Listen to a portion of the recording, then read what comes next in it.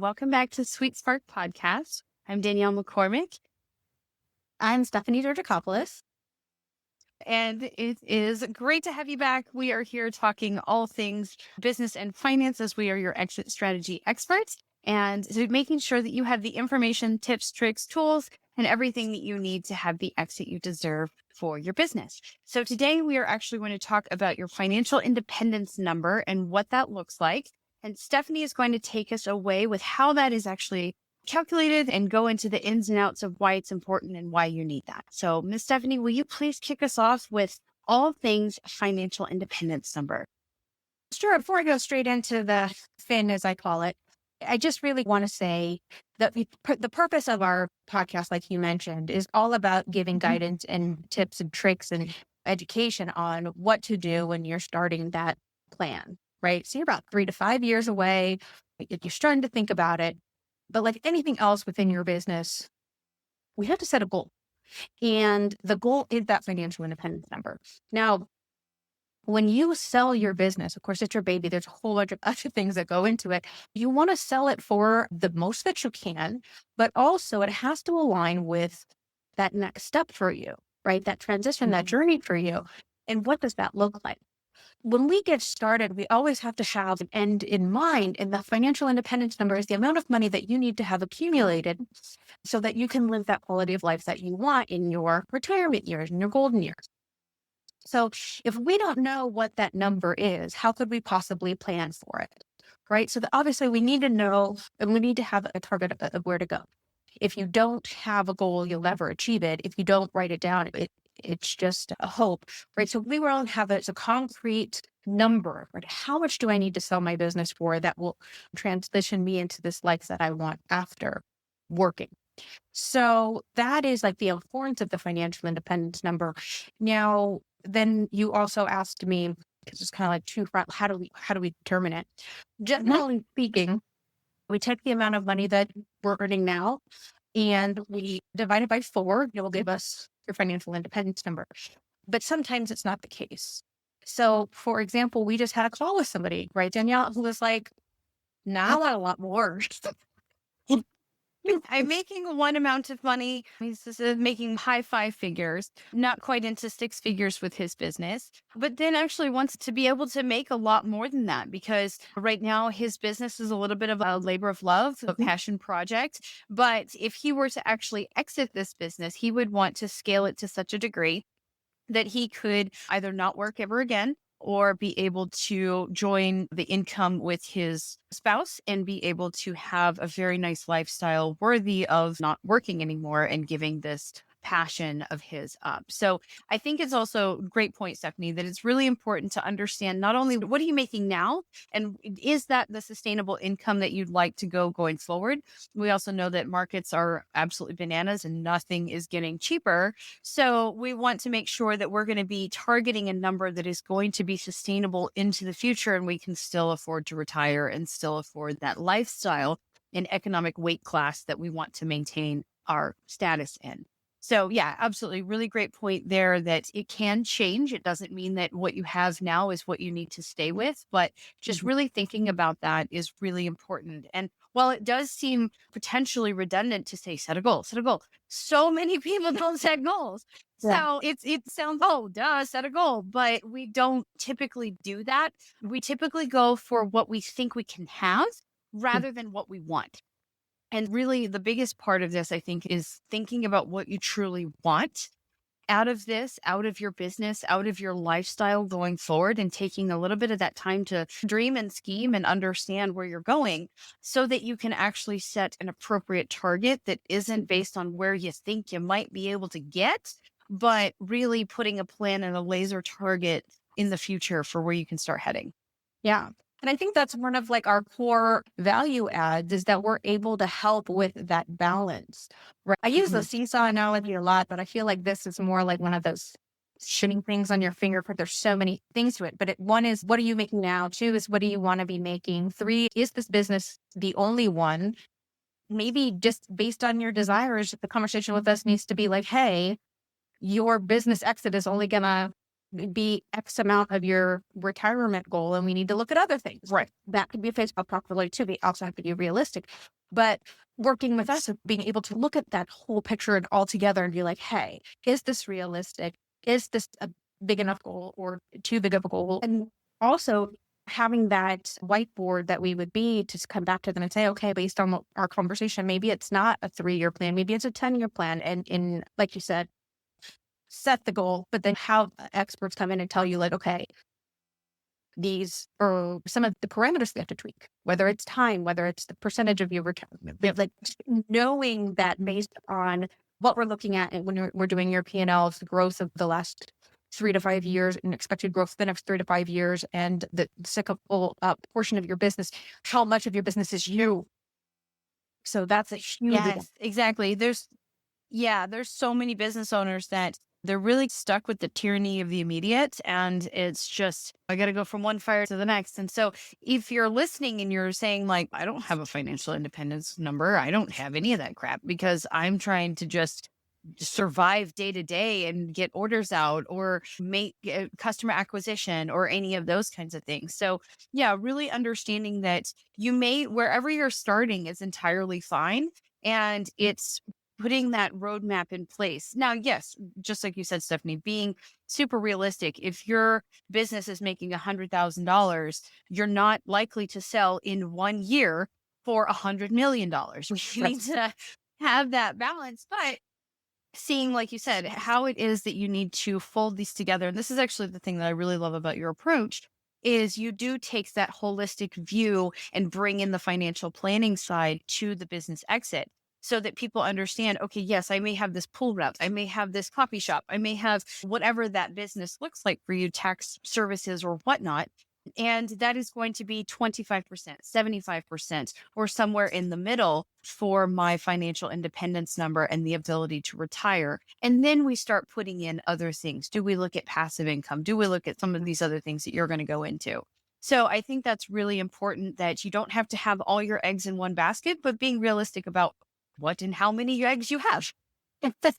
And the things that you need to do today, that's another thing that we talked about mentioning in this podcast episode is sharing information. So I wanted to share like a couple of mistakes that I've encountered talking with different clients over the years so that obviously you're made aware and you're able to not make the same mistake as other people. But there's 4 main ones that I wanted to mention. So the first one that I hear a lot is that business owners are like, oh, I'm just going to go the route of my business is going to pay for my retirement, like that extra funds, like a pension. I always use as an example, right? You know, how pensions you worked 30 some years at the same employer and then they paid out your retirement. And that does not like actually 42% of business owners that I talk to, I found the stats. Oh, wow. So that. And so that's a lot. Yeah. So one of the biggest conversations that I always have and that I want people to think about it is just, can your business sustain paying you what you need in your retirement, your financial independence, and still run efficiently without you working? So you're out, but you're still getting a paycheck. And now somebody else is in. They need to be able to do the job, make what they need to make for the business, for the employees, for everything, and pay you out. The amount of businesses that can do that it seems pretty slim. That 42% of business owners that think my business is going to be able to sustain that. It's like, wow, what's your profit margin right now? Because a huge additional expense. And so that's one of the big things is if you're thinking to yourself, I'm just going to grow my business to the point where it can still pay me even after I leave. I'm going to just have you really sit down and consider, can the business survive without you and pay you? Because the probability of it being able to do that is low, but not impossible. I have a question there on the paying it. So would it be a possibility, and this is something that we could go into maybe at a later date too, but I do wonder if folks are looking for having money coming in annually or month over month or whatever that cadence looks like. Is that something that maybe an owner financing option might be useful for them so that they could have some of that? Or is it maybe more one lump sum? what does that look like for those 42% of folks that are trying to get this to drag out, if you will, into perpetuity, but everything There comes to a close? So what does that look like? there are different financial planning products that are out there, but it's all Hmm. about having that other plan because that would be Sure. another plan, not the thinking, oh, my business is just going to be it. That's what we would do. We would come in and help you and say, hey, look, there are other options, but Mhm. having all your eggs in one basket in just this business is putting a financial strain on the business that it might not be able to support. Right. So that is exactly the point. Yeah. There should be something else that is supplementing so great point. So that the other 37% are like, okay, I'm part of the 42% that think my business is going to pay out, but their business currently couldn't afford it. So after I Okay. have the conversation, I'm like, okay, let's look at your numbers. It's okay. 37% of those said actually like it wouldn't sustain it now. So it's okay, great. We know where we are. It's not tragic. It just means that, hey, we got to have a goal and we have to work towards that goal now. And that's where you and I come in and helps them actually make those changes, streamline their operations, make them more profitable. And Right. maybe it does mean look at having, okay, the business sale, let's be realistic. That's one of the things I think that we pride ourselves on. Let's be realistic, Mhm. right? Like, Hey, hope this is is not a strategy. so let's say, okay, what percentage of that sin is going to be this business? And what do we need to do to hit the rest of it? I'm just going to throw out numbers for funsies. So 70% is the business sale, 30% we have to do something else. Okay, what is that something else? What do we need to do? What are the steps? And then what's the time frame we're looking at to Right. fulfill that? That's the really important to this. I believe everything is possible. You can live the life that you want to live. We just got to prepare for it. And sometimes that takes a couple Yeah. of years of doing the right thing and consistently for a couple of years. And we always talk about that 3 to 5 mark, but it might be shorter, it might be a little bit longer, but that's our goal. But if we don't know what we're going and how we're going to get there and what different tools we're going to have in our arsenal, 3 to 5 years are going to pass like that and we've done nothing. And you'll still be where you started, and maybe even just a little more frustrated if the market has changed or if you've aged and are getting either a little bit put off by the business. You've been doing it forever. You don't want to look at another cup of coffee in your life, that kind of thing. That you don't want to keep chasing that carrot that never is reachable. Absolutely. So the other one that I get a lot is that, and this kind of goes back to they want an inflated exit price. Maybe they used all of their 401k to start this business and they haven't really been putting any money in because they just put everything back into the business. And they say, oh, Stephanie, this is all I've got. It has to support all of it. They might be a little bit towards the later years because they have to find out. But again, everybody's business is different. That's why we go in and we do the financial analysis and check where they are. Can they hit that? I hate cookie cutter advice. And I know that on a podcast you have to give it, but I'm very much so the type that looks and tailors it to somebody so that they can actually hit what they want to hit. But if you are in that situation where you've put everything back into the business and you are throwing a Hail Mary, put all my eggs in one basket, like this is what I have, you would definitely want to work with somebody to be like, okay, I had the entrepreneurial bug and I love what I'm doing, but let me make sure that I'm diversified. So that is important. And then I know we are talking a lot retirement today. It just got stated that And especially because that's a lot of especially because that's a lot of the folks that are looking to sell their businesses right now. There's been multiple studies done that there's going to be, $5 to $6 trillion changing hands in terms of the wealth transfer of baby boomers retiring. So a lot of the folks that are looking to get out are looking to sell their businesses because of a retirement. And they may not have a successor, or they may not have somebody either that's inside the business, an heir, or something like that would be interested in taking it over. So that they really do need to not only have the retirement plan, but also figure out how is this business going to live on, or is it going to pass on and they close their doors for good when they decide to retire? Neither of which are advantageous, especially because of how many jobs are associated with small businesses. And that puts out your workforce. And we're already in recession times, much less the voluntary closure of these different businesses because of retirement. Yeah.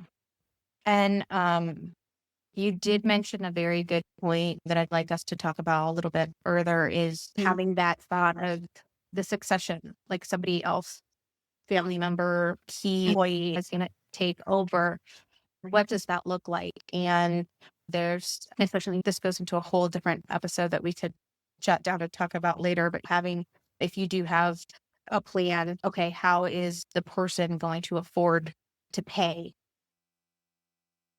to buy me out when I want to retire? A lump sum, are they going to pay from the profits over time, which we already talked about can be a hardship for the business? Or are they already working in it and have good relationships with the customers? Because there is a high amount, I'm just being candid here, but there's a high amount of clients that leave with a transition to a new owner. There's a lot of things that we look at when we're talking to people and helping them with their exit strategy that goes to the valuation. And having somebody in mind is great. What does that financial look like? Or like you said, are you just going to sell it to somebody else? In which case, Right. Are the employees set up and prepared and ready and know? Are they going to stay? Right. That's important. Right. A lot goes into the process of valuing it, but this conversation is just about, okay, what do we need for the valuation? Is it going to be enough for us? Because we do want to balance that to the lifestyle that each individual is looking for and saying, okay, this is what you're expecting. This is your financial independence number. Again, cookie cutter, but it's the formula. So take the amount and that's what I wanted to say. You may not be happy with what you have right now, but as a starting point, go with what you're making. Yes. Right. So if you go with what you're making, that's where you start and then start to build on that. Oh, can you walk us through a real life example of how somebody would do that, just for our non-math majors in the audience? Okay, yeah, sure. So let's say you make $100,000 a year, right? That's your income.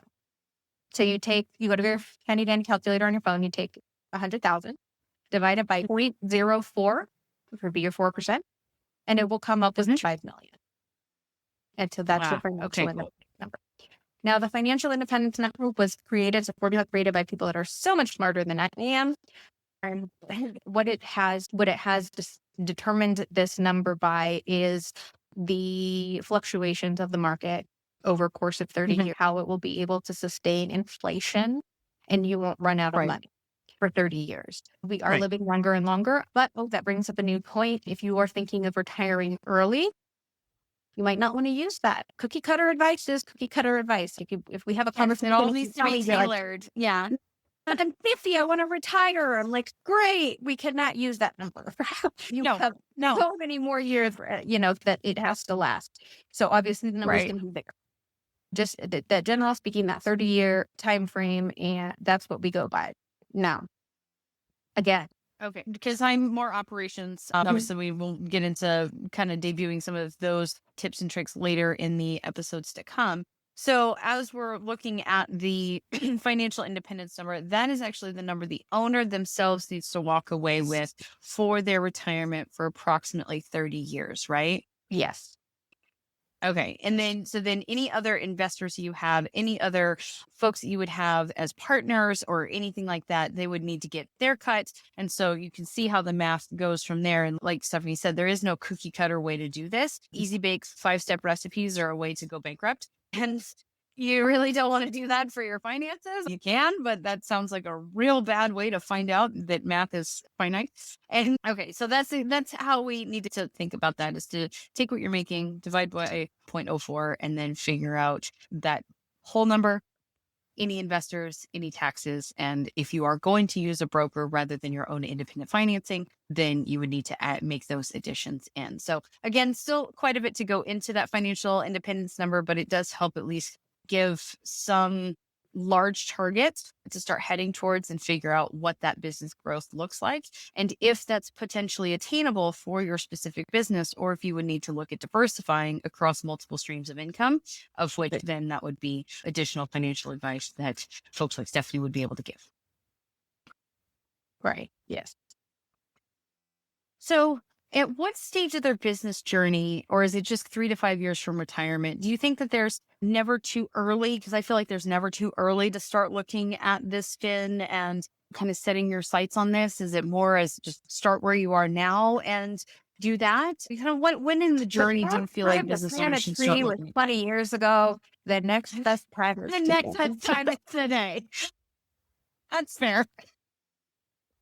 Yeah, definitely. At anything that we're doing, we want to know where we're headed. And the earlier you start thinking about it, the more prepared you're going to be, and the easier it will be to get there.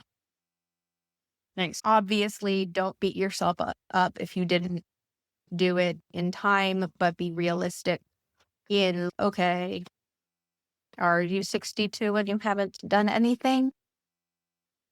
Yeah, that could be hard. We are going to work as hard as we can to help, but there still might be things that would delay it. It's not 5 years. And again, and when did you open your business? How successful is the business? It plays a Right. huge role. And obviously, knowing what you need to make for the exits for your financial security is important. And then with that information, then you move forward and say, okay, you're not going to undervalue your business. This is all I need. This is what sell it for what you can get for it.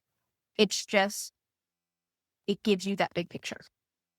Because at the end of the day, as business owners, we put everything into our business, and we're just the type of people that, not include us in it. We're the type of people that also don't sit still. So there's a lot of questions about what to do once we've sold. Right. And so if you have no planning, there's also the scenarios that I've encountered where it was spent too quickly because there was no planning afterwards. It was just like, they got a great exit. It was actually more than they would have needed, but they didn't do smart financial moves. They continued with the spending that they were used to, and they had no right into what was coming next. And yeah, that's kind of that lottery syndrome almost, where people win the lottery and then they blow all their money and now they're back to square one or dollar one, however you look at it. If folks are having a hard time understanding this financial independence number, what does it mean? 0.04. What? I don't understand. How many years? What does that mean for me? EBITDA. We haven't even talked about what that means in terms of net cash flow and so on. We'll get there. But if you're having some trouble with understanding how to calculate it, if you just want to get a quick number, you can go to our website. It is sweetsolutions.biz. And on there, you can find a form that will help you calculate your fin, as well as see some resources there to help you understand what that looks like for you, outlook, runway, etc. You can also contact us there if you also have additional questions. You can see that at Sweet Solutions, again, SUITE, sweetsolutions.biz, and we've got the fin form there. Thank you, Stephanie, for walking us through all of that. That was super helpful, especially business owners are usually the best at what they do, right? They're best in their crafts. They're the best cabinet maker. They're the best accountant. They're the best lawyer. They're a dentist. They're whatever these things. Everybody comes in all kinds of shapes and sizes, but it doesn't necessarily make us all business experts, and definitely doesn't make us super financially literate when it comes to the valuation and all of those kinds of things that we would need to do to blow up our business to the place that we would want it to be, so that we can actually have that retirement strategy put in place. So thank you so much for taking us through that. In the next episode, we're going to talk tax strategies. So we're going to walk through what are some of the immediate things that are available to you as a business owner, and where can you start to employ those so that you can actually make some room for growth in your business. So tune in to our next episode for tax strategies, and we will see you there. Bye. Bye.